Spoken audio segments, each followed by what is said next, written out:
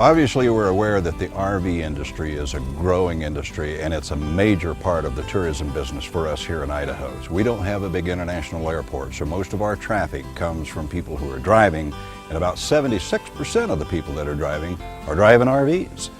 And we've got 600 RV parks, public and private, around the state, and we've been trying to figure out for a couple of years a way to target that market.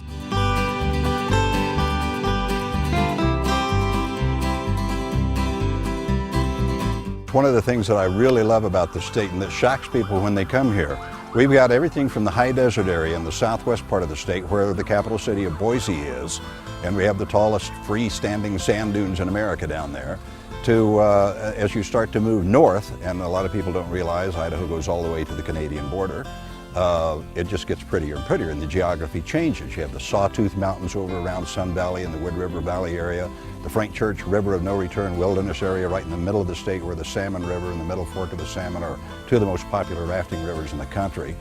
Hell's Canyon on the Snake River, which runs along the border between Oregon and Idaho, is the deepest river canyon in North America. And then as you get up into that northern panhandle, you have all this beautiful, we call it lake country, beautiful lakes and rivers up there, and other ranges of the Rocky Mountains as well. And then we've seen the eastern side of the state here the last couple of days, the Wyoming border, where the Grand Tetons separate us from Yellowstone National Park, is a totally different type of geography, but we have 7 regions of the state, and every one has its own unique characteristics that make it beautiful and different from the other regions.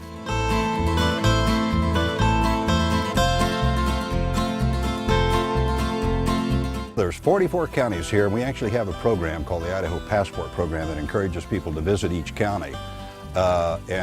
People split it up, obviously, and take shorter trips, and then in the summer take longer trips. But I suspect if you set out to visit every county in Idaho, you could, well, we'd like for you to take a couple of weeks.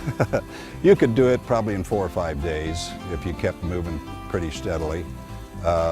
But like I say, people will find spots that they'll want to stay a little longer. Yeah, there's so many places that you come upon, and people that do that passport program that I talked about that have lived here all their lives, and they write back when they finish the program and say, oh my gosh, I've lived in North Idaho all my life. I had no idea that all these wonderful things were in the south part of the state, or the east part of the state, or the west part of the state. So yeah, you get to a place, well, like this, for example. A lot of people don't know this is here. And they might come here thinking, well, we'll stop there and hit the pools for a minute and then move on, and then they see how beautiful it is, and they end up staying for a couple of days. We just wanted to let people know that there's a lot to see and do in Idaho. We have a problem with people coming through here on their way to and from places and not realizing that there's reasons to stop.